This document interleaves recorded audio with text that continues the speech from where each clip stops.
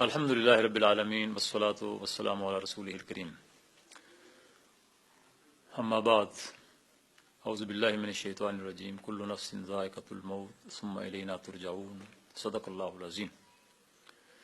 ہمارے بہت ہی عزیز دوست اور عالم دین، مجاہد اور جماعت اسلامی کی قیادت کا ایک درخشندہ ستارہ مولانا احمد غفور غواث رحمۃ اللہ علیہ تھے۔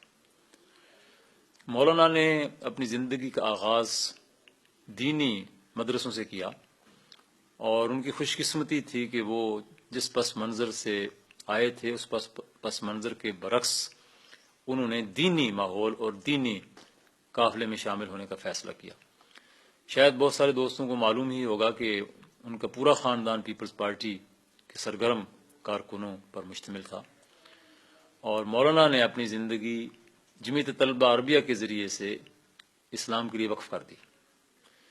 مولانا کی زندگی کے یہ سال جب وہ جمعیت طلبہ عربیہ میں تھے بہترین سال تھے۔ وہ جمعیت طلبہ عربیہ کے منتظم اعلیٰ بھی رہے اور دیگر ذمہ داریاں بھی اس سے پہلے ادا کرتے رہے۔ تعلیم سے فارغ ہونے کے بعد وہ سیدھے جماعت اسلامی میں شامل ہوئے اور اپنے آپ کو، اپنی خدمات کو، اپنی شخصیت کو تحریک اسلامی کے سپرد کر دیا۔ جس زمانے میں وہ طالب علم تھے اس زمانے میں ان سے ملاقات ہوتی تھی، لیکن بہت تفصیلی نہیں۔ البتہ جب وہ جماعت کے اندر آئے تو اس کے بعد ان سے ملاقاتیں ہوتی رہیں، اور ان ملاقاتوں کے ذریعے سے یہ معلوم ہوا کہ مولانا درد دل رکھنے والے ایک مخلص جرت مند رہنما ہے۔ مولانا ضمنی انتخابات میں دیر کے حلقے سے قومی اسمبلی میں بھی پہنچے، وہ ضلع کے امیر بھی رہے، وہ قومی اسمبلی کے رکن بھی رہے۔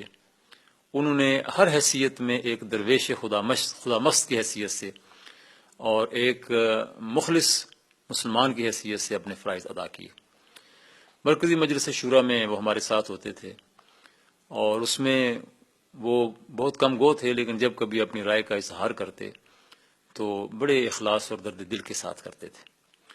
مولانا کا ایک کمال یہ تھا کہ وہ دنیا کی آلائشوں سے اور دنیا کی دولت جمع کرنے سے بالکل مجتنب تھے، اور اس دور کے وہ بزرگ غفاری کہلا سکتے ہیں۔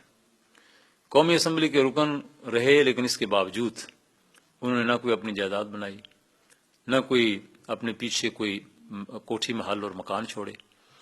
اللہ نے ان کو کثیر اولاد عطا فرمائی تھی، جس طرح ہمارے مرحوم مولانا خلیل حامدی رحمۃ اللہ علیہ کو اللہ نے علم بھی عطا فرمایا تھا اور اولاد کی بھی نعمت بخشی تھی، اور مولانا کے 14 بچے تھے۔ اسی طرح سے مولانا احمد غفور غواث کے بھی 14 بچے ہیں، یعنی 8 بیٹے اور 6 بیٹیاں۔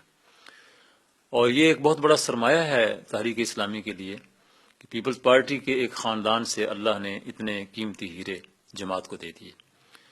مولانا کے ساتھ یوں تو بہت سی ملاقاتیں رہیں، لیکن مولانا رحمۃ اللہ علیہ کے ساتھ مرکزی مجلس شورا کے دوران میں کبھی کبھار کوئی گپ شپ ہوتی تھی تو اس میں معلوم ہوتا تھا کہ وہ نہایت سنجیدہ اور بہت ہی کم گو، اور جب بات کریں تو وہ اسلامی انقلاب سے متعلق، تحریک اسلامی سے متعلق، آخرت کی زندگی سے متعلق اور دنیا کی بے ثباتی سے متعلق ہوتی تھی۔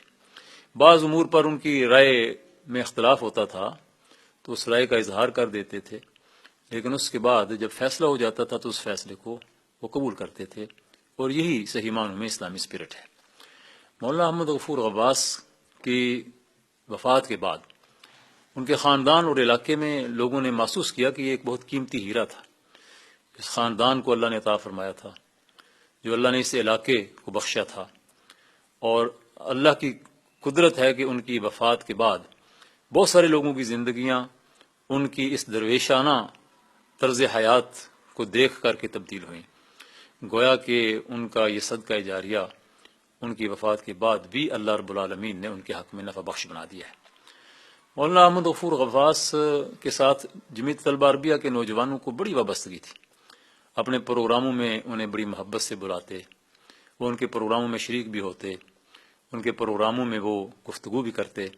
بڑی جچی تری گفتگو ہوتی تھی، شعلہ نبائی نہیں ہوتی تھی، لیکن بہت ہی حکیمانہ انداز میں اپنی بات لوگوں تک پہنچاتے تھے۔ مولانا اپنی گفت و شنید میں اور نشست و برخاست میں بھی اور مجلس کے اندر بھی کبھی کوئی ایسی گفتگو کرتے ہوئے نہیں پائے گئے جو ثقافت سے یا عالمانہ شان سے فروتر اور کم تر ہو۔ ان کا یہ مقام تھا کہ وہ ایک نمونہ بن کر، تحریک اسلامی کا ایک عملی اور چلتا پھرتا نمونہ بن کر لوگوں کو اپنی طرف مائل کرتے تھے۔ بطور امیر ضلع بھی انہوں نے اپنے ضلع میں دور و نزدیک سفر کیے، لوگوں کو جماعت سے وابستہ کیا اور لوگوں کی زندگیوں میں صحیح انقلابی رنگ پیدا کرنے کے لیے دن رات ایک کر دیا۔ اب مولانا ہمارے درمیان نہیں ہے، لیکن ایک بہت اچھی مثال چھوڑ کر گئے ہیں، اور مولانا کے بچوں نے ان پر ڈاکومنٹری بنانے کا فیصلہ کیا تو یہ بہت اچھا ہے۔ ان کا خاندانی پس منظر بھی اس میں آنا چاہیے۔ ان کے ساتھ جو لوگ قومی اسمبلی میں رہے ہیں وہ وہاں کے بارے میں بھی کچھ باتیں بتائیں گے، اور جماعت کے ساتھی جو ان کے ساتھ کام کرتے رہے ہیں، ان کے دست و بازو بن کر یا ان کے صوبائی قیادت میں ان سے کام لیتے رہے ہیں، ان سب کے بھی تجربات یقیناً بہت ہی خوشگوار، بہت ہی اچھے، یادگار اور ایمان افروز ہوں گے۔ اور یوں یہ ڈاکومنٹری بنے گی تو یہ محض ایک فرد کی زندگی کے بارے میں نہیں، بلکہ ایک مشن اور مقصد کے بارے میں تعارف ہوگا، اور اس سے بہت سے مسافران راہ حق فائدہ اٹھائیں گے۔ اور انشاءاللہ العزیز مجھے یقین ہے کہ یہ کار خیر آنے والی نسلوں کے لیے اور مولانا کے تمام وابستگان اور متعارفین کے لیے ایک نفع بخش ذریعہ ہوگا۔ میں مولانا کے حق میں دعا گو ہوں۔ میں نے ان کی وفات پر ایک مضمون بھی لکھا تھا جس میں بعض تفصیلات موجود ہیں۔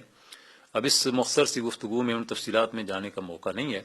انشاءاللہ وہ ہماری جو کتاب آئے گی عزیمت کے راہی کا اگلا حصہ، اس میں وہ مضمون شامل ہو جائے گا، اور لوگوں کو مولانا کی زندگی کے کئی پہلو انشاءاللہ اس کے ذریعے سے معلوم ہو جائیں گے۔